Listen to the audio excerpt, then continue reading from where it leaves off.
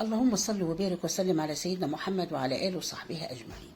أما لين يقولوا لي بقى على السمك بتاع المطاعم، أحلى صينية سمك هنعملها، ولا طماطم ولا زيت كتير ولا الكلام ده خالص. بس انتوا ما تنسوش تشيروا لي الفيديو والاشتراك على قناة هلا فتحي وعلى صفحة هلا فتحي. واحنا دايما نقول أهم من الشغل تنظيم الشغل. يلا ننظم شغلنا بسم الله الرحمن الرحيم. ده بولت يا ستي الكمية اللي انت عايزاها، سمكتين 3 بواحدة حتى براحتك انت. غسلاه وقسمة كل سمكية على 2، وانا عامله لكم فيديوهات كتيرة جدا لغسيل السمك بكل سهولة. بعد كده يا ستي هنجيب صينية ونجيب حوالي بصلتين 3 نقطعهم كده دواير، بس بقى خفيفة بقى عشان البصل ده اللي هيكرمل معاكي، ما اقولكيش على الجمال والحلاوة، بس طرنشات خفيفة. دي القاعدة بتاعت السمك. بعد كده يا ستي هنفك الطرنشات دي من بعضيها. بعد ما فكناها بقى بالطريقة دي وزعيها في الصينية كويس. ويلا نجيب البولت الجميل اللي احنا غاسلينه زي الفل ونرصه في الصينيه، بس وانت بترصي ما تحطيش السمك على بعضيه، عايزه كل واحده كده حافظه كيانها لوحديها بقى. طيب بعد كده يا هلا هتعملي يلا نشوف ايه الطلبات بتاعتنا. والخضار بتاعنا عباره عن شبت وقرن شطه او فلفل حسب الرغبه، ومعلقه ثوم مفروم، وحوالي 4 ليمونات، وملح وكركم وكزبره وكمون. دي كل الطلبات بتاعتنا.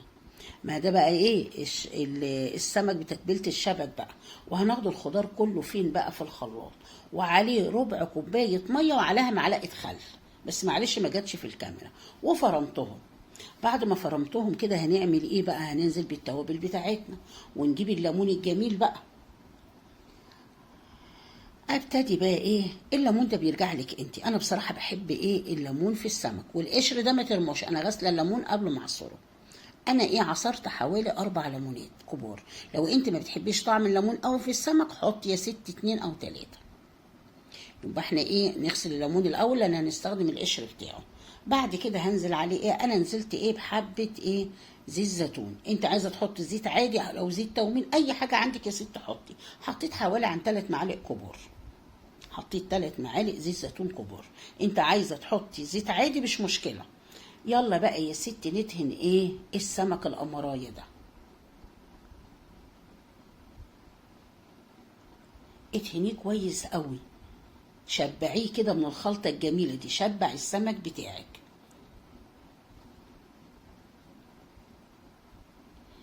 يبقى احنا دهنا السمك بتاعنا بالطريقه اللي انتوا شايفينها دي. ممكن تسيبيه حوالي نص ساعه في التلاجة يتشرب، غطيها وحطيها في التلاجة.